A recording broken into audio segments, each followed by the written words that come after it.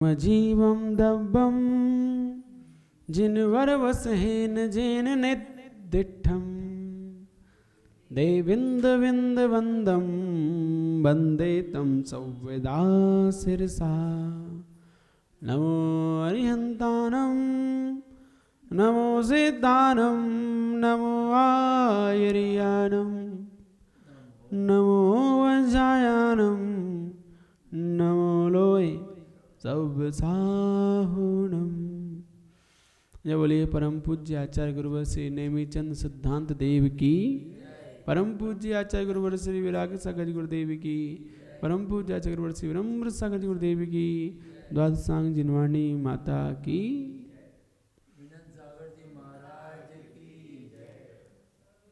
कल हमने भावाश्रव समझ लिया था, आज दिव्याश्रव गाथा नंबर 31 का स्वरूप समझते हैं। नाना वर्णादीनम जोगम जम जो पुग्गलम समासवदी दब्बा सबो सनेयो अनेयो वियोजिनक खादो। पढ़िए।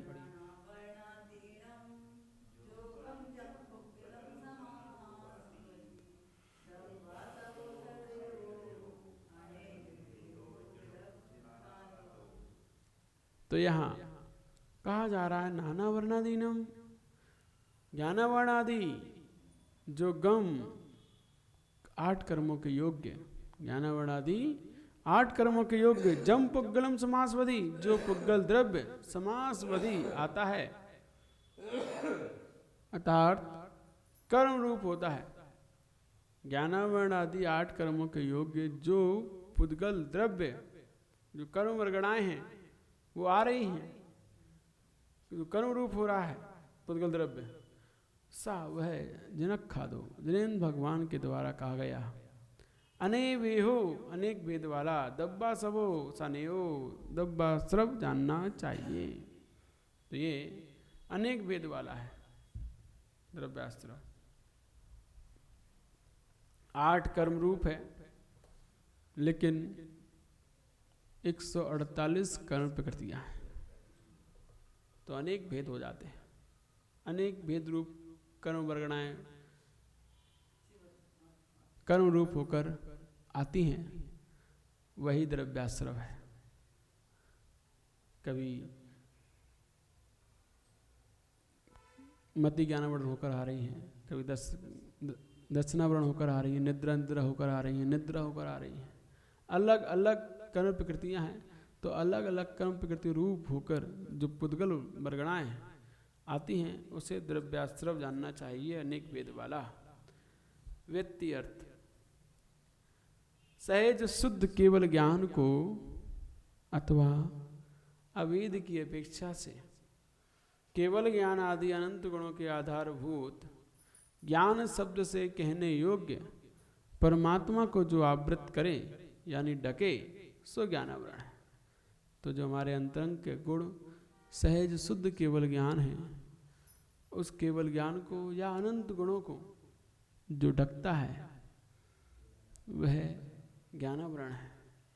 वह ज्ञानावरण आदि में जिससे ऐसे जिनके ऐसे जो ज्ञानावरण आदि हैं उनके योगम उनके योग्य जो पुद्गल द्रव्य आता है, जैसे तेल से चुपड़े शरीर वाले के जीवों पर धूल के गढ़ आते हैं, उसी प्रकार कसाय रहित शुद्ध आत्मानुभूति से रहित जीवों के जो कर्म वर्गणाएं रूप पुद्गल आता है सनेयो उसे द्रव्याश्रव जानना चाहिए।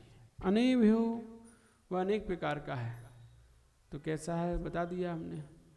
मूल में ज्ञानावर्ण दर्शनावर्ण वेदनीय मोहिनी आयु नाम गोतंत्रा है, ये 8 मूल प्रकृतियां रूप है, तथा ज्ञानावर्ण के 5, दर्शनावर्ण के वेदनी के दर्शनावर्ण के 9, वेदनी के 2, मोहिनी के 28, आयु के 4, गोत्र के नाम के 93, गोत्र के 2 और अंतराय के 5। इस प्रकार 148 प्रकृतियों के नाश होने से वह भगवान सिद्ध होते हैं। इस गाथा में कहे हुए क्रम से 148 उत्तर प्रकृतियां हैं और असंख्यात लोक प्रमाण जो पृथ्वी काय नाम कर्म आदि उत्तर प्रकृति वेद हैं, उनकी अपेक्षा कर्म अनेक प्रकार का है। उत्तर प्रकृति भेद असंख्यात लोक प्रमाण जो पृथ्वी काय नाम कर्म आदि उत्तर प्रकृति वेद हैं, क्योंकि ये अलग अलग पर्याय हैं, तो अलग अलग पर्यायों के अलग अलग नाम कर्म है ना। 84 लाख योनियां हैं, तो 84 लाख योनियों के अलग अलग नाम कर्म बनेंगे अलग अलग शरीर को धारण करने के लिए। यहाँ पे तो 5 शरीर लिए मात्र, लेकिन जब इतना छोटे शरीर में पैदा होना है अलग नाम कर्म, इतने छोटे शरीर में पैदा होना है अलग नाम कर्म। हाँ, तो अलग अलग अवगाहना वाले जीवों का अलग अलग नाम कर्म के क्षोभसम से उत्पन्न हो गई, तो उस क्षोभसम से उदय से अनेक भेद हो जाते हैं कर्म प्रकृतियों के। वही त्रियंच है एक इंद्री, तो एक एक पेड़ इतना बड़ा है, एक एक इंद्री इतना छोटा सा है, एक एक इंद्री दिखाई भी नहीं दे रहा है। अलग अलग सबकी नाम कर्म के अनुसार शरीर प्राप्त हुआ है। तो ऐसे ही पृथ्वी काय जीवों में भी है, अलग अलग पृथ्वी काय अलग अलग अवगाहना को लिए हुए होते हैं। सबसे छोटी अवगाहना पृथ्वी काय की, वो भी अंगुल के संख्यात भाग है, तो इतना छोटा भी पृथ्वी काय होता है, और बड़ा होता है और बड़ा होता है, पहाड़ जितना बड़ा होता है। तो उसके भी ऐसे उत्तर प्रकृति भेद बहुत सारे हो जाते हैं, तो अनेक प्रकार का हो जाता है पर्याय की अपेक्षा से, अलग अलग नाम कर्म की अपेक्षा से। ठीक है ना। तो इस प्रकार ये जिनेन्द्र देव के द्वारा कहा हुआ द्रव्याश्रव जानना चाहिए। समझ में आ गया? द्रव्याश्रव कितने प्रकार का है? 8, 48, 148 और अनेक भेद वाला है। असंख्यात लोक प्रमाण अनेक भेद वाला है। उत्तर प्रकृति भी अनेक भेद है। ठीक है, ये समझना चाहिए। आगे इसके अब इस प्रकार आश्रव के व्याख्यान की 3 गाथाओं की प्रथम स्थल समाप्त हुआ। अब इसके आगे 2 गाथाओं से बंद का व्याख्यान करते हैं। उसमें प्रथम गाथा के पूर्वार्ध में पूर्वार्ध से भावबंध और उत्तरार्ध से द्रव्यबंध का स्वरूप कहते हैं। बज्जति कम्मम जैन दो चेदन भावेन भावबंधोसो कम्माद पदेशानम अन्नोन पवेशनम मिदरो।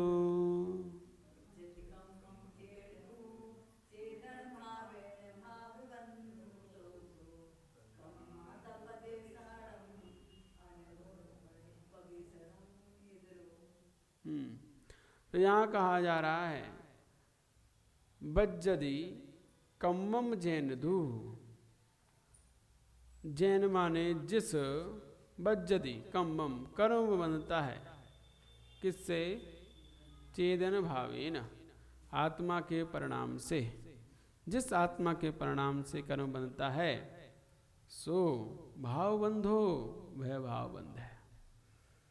कम्माद पदेशानम कर्म व आत्मपदेशों का अन्योन्पवेशनम इधरो। अन्योन्पवेशनम परस्पर में एक में एक हो मिलकर रहना, यह है इधरो उस भावबंध से अन्य द्रव्यबंध है। इतर, इतर माने भिन्न। तो भावबंध किसे कहा? भावबंध कहा जहाँ पर जिस आत्मा के जिस परिणाम से कर्म बनता है वह भावबंध है। और जब कर्म आत्मा के प्रदेशों में एक एक क्षेत्र अवगाह स्थित हो जाता है, दूध में पानी की तरह, वह द्रव्यबंध कहलाता है। ये बात यहाँ बताई है। तो जिस चेतन भाव से कर्म बनता है वह भावबंध है। जिस चेतन भाव से कर्म आता है भावाश्रव है। जिस चेतन भाव से कर्म बनता है वो भावबंध है। शुभ अशुभ फल शुभ अशुभ बंद के फल मजार रति अरति करे निज पद विसार।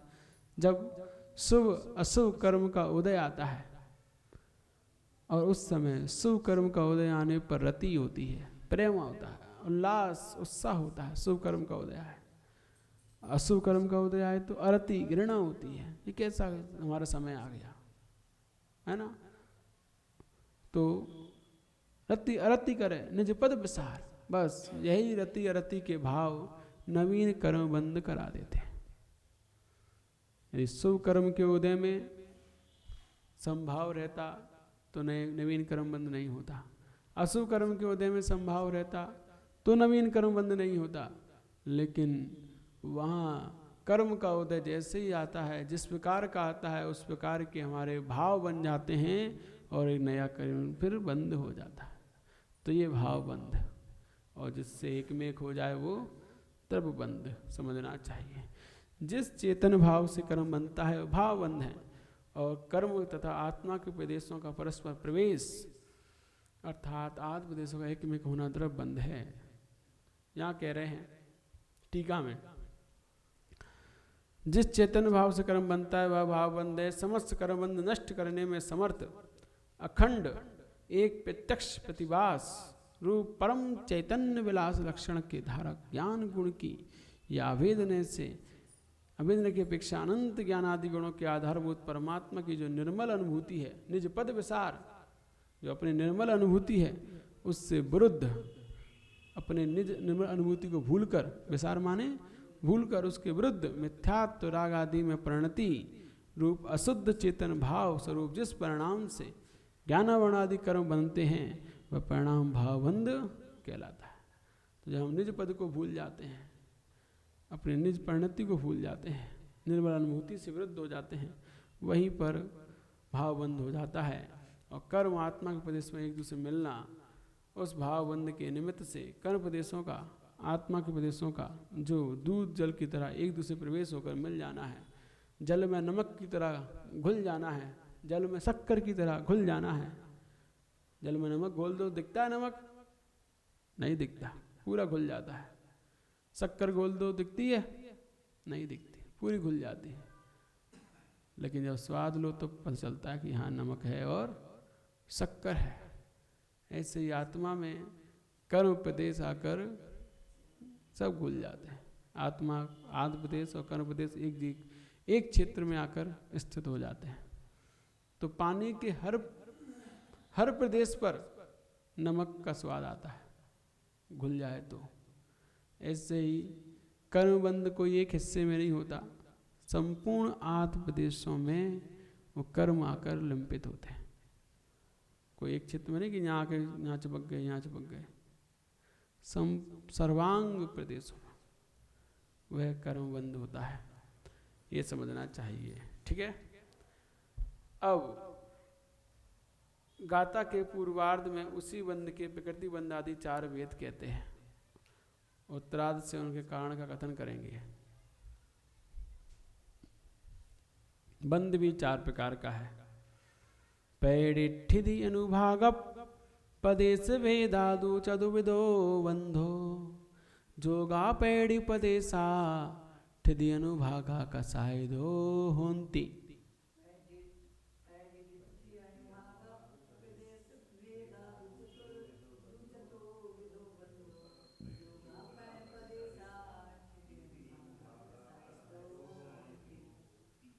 तो यहाँ कह रहे हैं पैडिठिधि, पैडिठिधि प्रकृति, ठिधि माने स्थिति, अनुभागप माने अनुभाग, प्रदेश, ये 4 प्रकार के बंध होते हैं।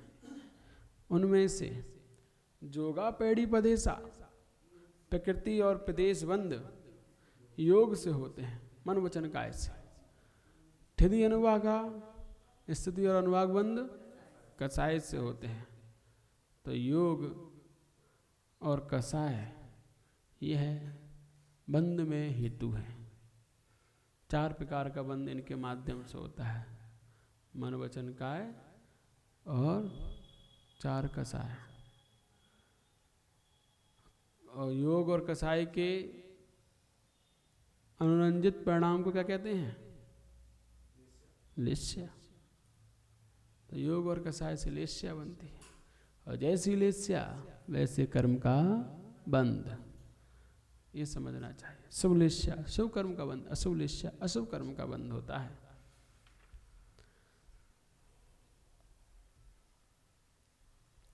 प्रकृति बंध, स्थिति बंध, अनुभाग बंध, प्रदेश बंध, इस प्रकार बंध 4 प्रकार का है। ज्ञानावाणी कर्म की प्रकृति क्या है? तो प्रकृति माने स्वभाव, प्रकृति बंध है ना। तो जो प्रकृति बंध किससे होता है?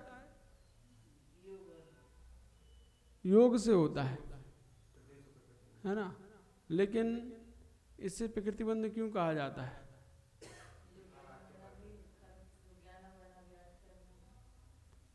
क्योंकि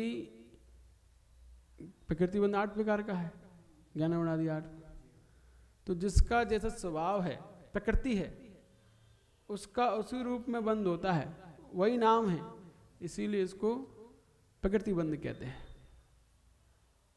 इसमें जैसे स्वभाव, जैसा प्रकृति, जैसा नेचर है, वैसा ही वह, जैसा हम करते हैं वैसा ही बंध होता है।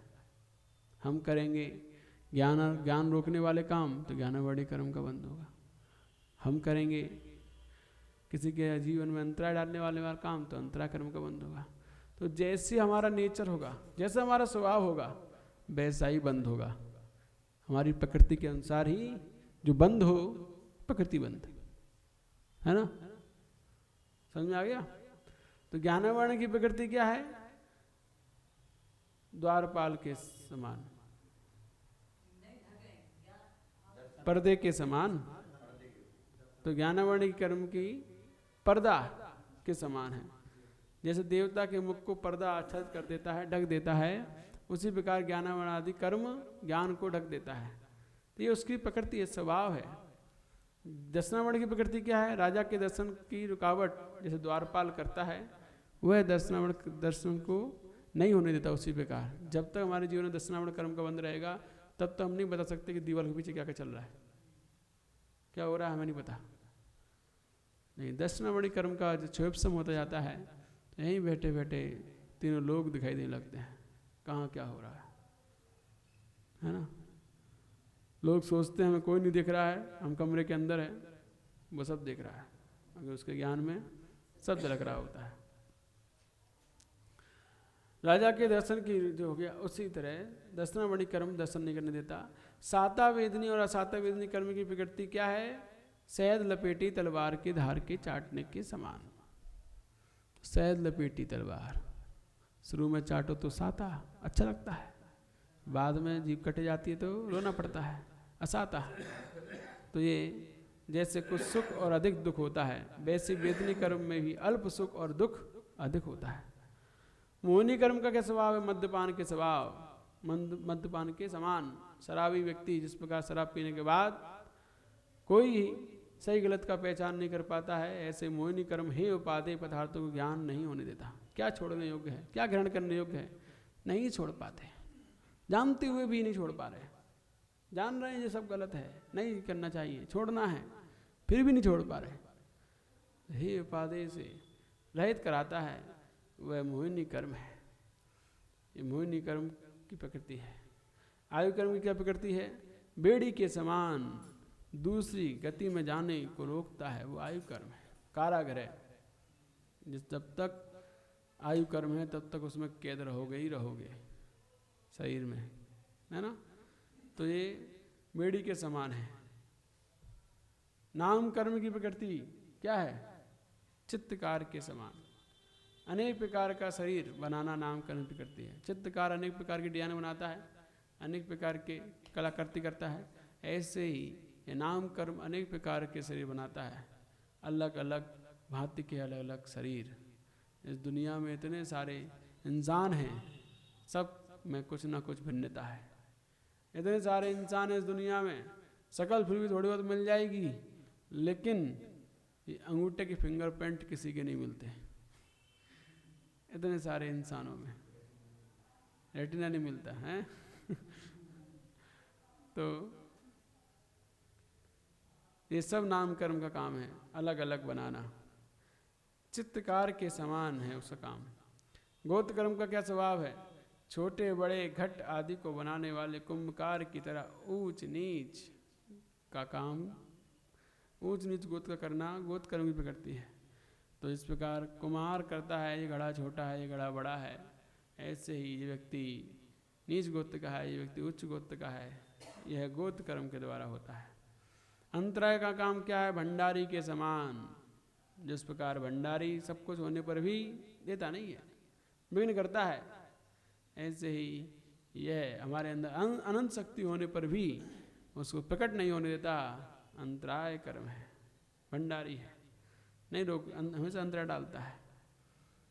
सो ही कहा है पट, प्रीति, प्रतिहार, द्वारपाल, तलवार, मध्य, बेड़ी, चितेरा, कुंभकार और भंडारी, इन आठों का स्वभाव है, वैसा ही क्रम से ज्ञानावरण आदि आठों कर्मों का स्वभाव जानना चाहिए। ये गोमठ सार कर्मकांड से गाथा ली गई है, 21 नंबर गाथा के अनुसार समझाया गया। इस प्रकार गाथा में कहे हुए दृष्टांतों के अनुसार प्रकृति वन जानना चाहिए। अब यहाँ कह रहे हैं बकरी, गाय, भैंस आदि के दूध में जैसे दोपहर आदि समय तक अपने मधुर रस रहने की मर्यादा है। दोपहर माने 2 घड़ी होना चाहिए, दोपहर लिख दिया इन्होंने।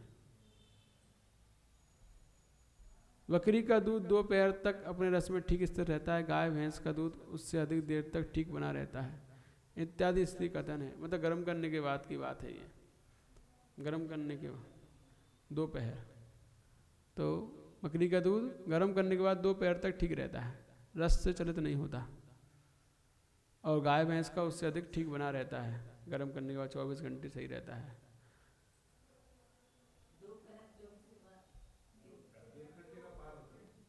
डेढ़ घंटे का एक पैर, 1.5 घंटे का पैर होता है। ऐसे 8 पैर होते हैं पूरे दिन में, 4 दिन के।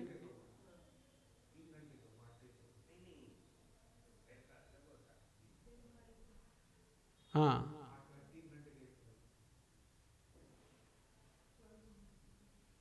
नहीं 8 ही पैर होते हैं, 3 घंटे का एक पैर होता है। 1.5 घंटे की एक चौगड़िया होती है, चौगड़िया को एक पैर हो गया, तो 2 पैर 6 घंटे, एक पैर 3 घंटे का यहाँ पर समझना चाहिए। तो बकरी का दूध 2 पैर तक सही रहता है, उसके बाद खराब हो जाती है। उसकी स्थिति है, इतनी देर तक उसकी स्थिति बनी रहेगी, उसके बाद खराब हो जाएगी, इत्यादि स्थिति कथन है। उसी प्रकार जीव के प्रदेशों के साथ जितने काल तक कर्म संबंध की स्थिति है, उतने काल को स्थितिबंध कहते हैं। जितने समय तक वो रहेगी जीव के साथ, वो स्थिति है उसकी। जैसे उन बकरी आदि के दूध में तारतम्य से हीनाधिक मीठापन, चिकनाई, शक्ति रूप अनुभाग कहा जाता है। तो बकरी के दूध में चिकनापन कम होता है, गाय के में उससे थोड़ा ज़्यादा होता है, भैंस के में उससे थोड़ा और ज़्यादा होता है, ऊँटनी के में उससे और ज़्यादा होता है, सबसे ज़्यादा ऊँटनी के में होता है। तो इस प्रकार इनमें अधिक चिकनाई, अधिक मीठापन बढ़ता हुआ है, उसमें घटता हुआ है, हीनाधिक को लिए हुए है। तो ऐसे अनुभाग शक्ति, किसी कर्म की ज़्यादा किसी कर्म की कम फल देने की शक्ति जो है, उसे अनुभाग बंध कहते हैं। तो उसी प्रकार जीव प्रदेशों में स्थित जो कर्मों के प्रदेश हैं, उनमें भी जो हीनाधिक सुख दुख देने की समर्थ शक्ति विशेष को अनुभाग बन जानना चाहिए। घाती कर्म के संबंध रखने वाली वह शक्ति लता माने बेल, काठ लकड़ी, हाड़ हड्डी और पाषाण के भेद से 4 प्रकार की है। लता, दारू, अस्थि, शैल, कर्मकांड में 4 नाम आए। लता, दारू, अस्थि, शैल। तो लता माने बेल, दारू माने लकड़ी, हाँ, अस्थि माने हड्डी, शैल माने पत्थर। तो इस प्रकार ये 4 प्रकार के घाते कर्म अनुभाग फल देते हैं 4 प्रकार से। कमजोर होगा तो लता रूप फल देगा, जैसे बेल से मारो किसी को तो दर्द तो होगा, कम होगा। बेल से, लकड़ी से मारो ज़्यादा लगेगी, और वही हड्डी से मारो तो और ज़्यादा लगेगी, और पत्थर मार दो तो इस प्रकार से बढ़ता हुआ है, और पत्थर से नीचे आएंगे तो लता तक घटता हुआ। तो इस प्रकार यह घातीय कर्मों का अनुभाग होता है 4 रूप से, बेल रूप, लता रूप, दारू माने लकड़ी रूप, और हड्डी रूप, और सेल रूप। तो अशुभ कर्म का उदय आता है इन 4 प्रकार से। ये अशुभ कर्म के उदय में है, अशुभ है। कौन से? ये तो घाती कर्म है ना, घाती कर्म सब अशुभ होते हैं, तो ये अशुभ है। लता तो इनका जब उदय आता है, अनुभाग पड़ता है, तो इस प्रकार से मिलता है। तो देखते हैं हम कि कोई व्यक्ति, एक साथ ट्रेन में बहुत सारे लोग बैठे हुए थे, लेकिन किसी के जान चली गई, किसी का हाथ टूट गया, कोई व्यक्ति जरा सा खरोंच आई, कोई उसे कुछ नहीं हुआ, तो उनके जीवन में ऐसे ही कर्म का उदय होता है। तो किसी के शैल तीव्र कर्म का उदय था, पत्थर पाषाण का, तो निपट गया। किसी का हड्डी वाला उदय था तो उसके हाथ पैर टूट गए। किसी का लकड़ी वाला उदय था तो खरोंच वगैरह आई, घायल हो गया। और किसी का लता रूप उदय था तो थोड़ी बहुत ही नमक वगैरह लगी और वह सही सलामत आ गया, खरोंच भी नहीं आई। तो 4 प्रकार का कर्म का उदय जीवन में आ सकता है, कभी भी किसी के भी। ये अनुभाग है, फल दे नहीं सकती घाती कर्मों की। इसी तरह अशुभ अघातीय कर्मों में शक्ति होती है, तो वो अघातीय कर्म नीम, कांजीर, विष, हलाहल रूप से 4 तरह की है। यह अघातीय कर्मों के हैं अशुभ। तो नीम रूप सबसे पहले फल आएगा अघातीय कर्मों का उदय, तो नीम रूप कड़वा, नीम से भी अधिक कड़वा कांजीर, काली जीरी, इसमें लिखा है खट्टा, बहुत अधिक खट्टा होता है कांजीर, इमली का पानी, प्योर इमली है ना, पी नहीं सकते उसे, प्योर इमली को, तो वो उससे भी ज़्यादा खतरनाक विष, और उससे भी ज़्यादा खतरनाक हलाहल, हलाहल विष, जो जीभ पे रखते व्यक्ति मर जाता है। विष तो थोड़ी देर खाएगा तो फैलेगा शरीर में, तो थोड़ी देर बाद मरेगा जब उसका असर होगा तब, लेकिन हलाहल तो जीभ पे रखते ही निपट जाता है। कांजीर माने वही होना, कांजीर को उसी में लेते हैं। नीम से ज़्यादा कड़वी होती है कोई चीज़ जो खा नहीं सकते, बहुत कड़वी होती है। इमली खट्टी होती है। या काली जीरी लिखा है, कामजीर को काली जीरी, अब देख लेना सर्च करें काली जीरी क्या होता है। तो इस प्रकार नीम, कांजीर, विष, हलाहल रूप अघातीय कर्मों का फल मिलता है। तो यहाँ पर ये जानना चाहिए शुभ घातीय कर्मों की शक्ति। जब शुभ कर्म का उदय आता है तो है भले ही शुभ कर्म का उदय, लेकिन किसी के कम किसी के ज़्यादा शुभ कर्म का उदय होता है। तो कोई किसी के गुण रूप है, गुण, किसी खांड रूप है, गुण से ज़्यादा खांड मीठी होती है, खांड से ज़्यादा मिश्री मीठी होती है, और मिश्री से ज़्यादा अमृत मीठा होता है। तो शुभ कर्म का उदय दिखाई दे रहा है लोगों के, हैं? हाँ, शुभ घातीय कर्मों का ही तो वो दिखाई दे रहा है।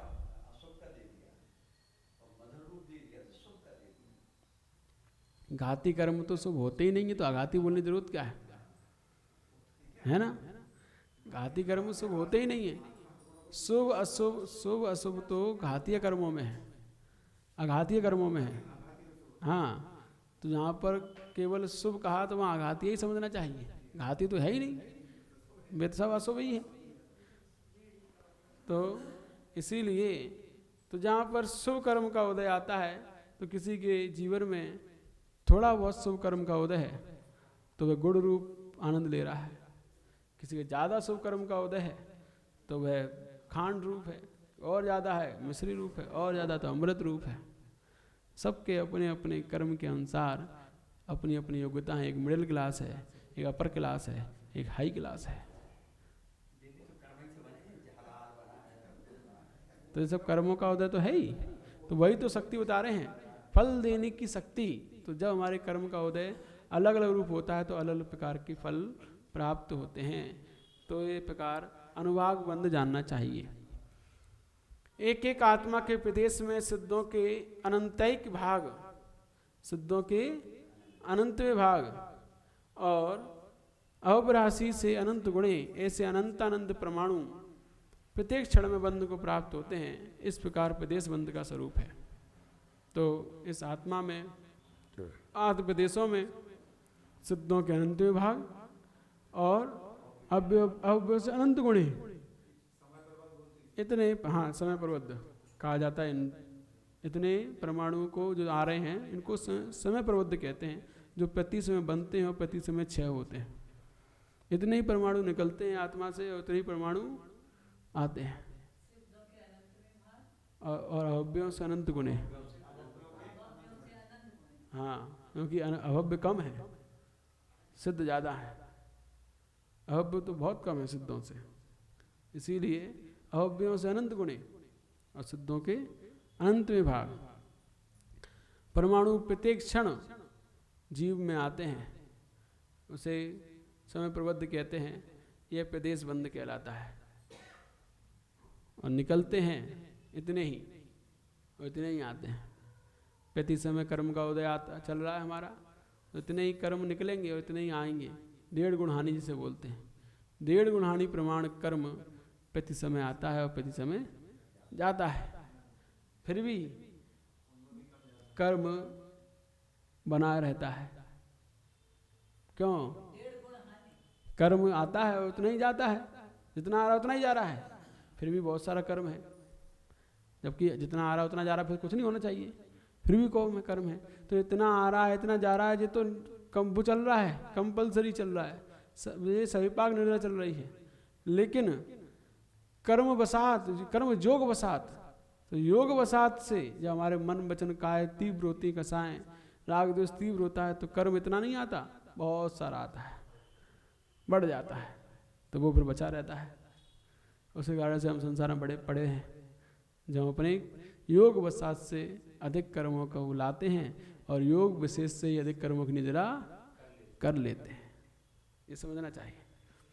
अब बंध का कारण कहते हैं, योग से प्रकृति प्रदेश और कसाय से स्थिति अनुवाग बंध होते हैं। निश्चय से क्रिया रहे शुद्ध आत्मा के प्रदेश हैं। व्यवहार ने से उन आठ प्रदेशों के परिस्पंदन का जो कारण है उसे योग कहते हैं। तो व्यवहार ने से आत्मा के प्रदेशों में जो परिस्पंदन का कारण है, चलन चलन के कारण है, उसे योग कहते हैं। उस योग से प्रकृति प्रदेश दो बंद होते हैं। दोष रहित परमात्मा की भावना के प्रतिबंध करने वाले क्रोध आदि कसाय के उदय से स्थिति और अनुवाग, ये दो बंद होते हैं। तो दो बंद कसाय से दो बंद योग से हम समझ ही आए थे। शंका, आश्रव और बंध में, बंध के होने में मिथ्यात्ववृत्ति आदि कारण समान है। सही बात है, आश्रव भी उन्हीं कारणों से हो रहा है, मिथ्यात्ववृत्ति प्रमाद कसाय, और बंध भी उन्हीं कारणों से हो रहा है। इसीलिए आश्रव बंध में क्या भेद है, यह शंका ठीक नहीं है। क्योंकि प्रथम क्षण में जो कर्म स्कंदों का आगमन है वह तो आश्रव है, और कर्म स्कंदों के आगमन के पीछे जो द्वितीय क्षण है, पहले समय में प्रथम समय में कर्म आते हैं और दूसरे समय में जो उन कर्म स्कंदों का जीव प्रदेश में स्थित हो जाना है वह बंध होता है। यह भेद आश्रव और बंध में है, क्योंकि योग और कसाय से प्रकृति प्रदेश स्थिति अनुवाग नामक 4 बंध होते हैं। इस कारण बंध का नाश करने के लिए योग तथा कसाय का त्याग करके अपनी शुद्ध आत्मा की भावना करनी चाहिए। यह बंध तत्व को जानने का तात्पर्य है कि बंध योग कसाय से हो रहा है, इसीलिए योग कसाय को छोड़कर शुद्ध आत्मा की भावना करो, तभी इस बंध से बच पाओगे। इस तरह बंध तत्व का, बंध पदार्थ का व्याख्यान पूर्ण हुआ। अब आगे संवर पदार्थ का कथन करेंगे कल।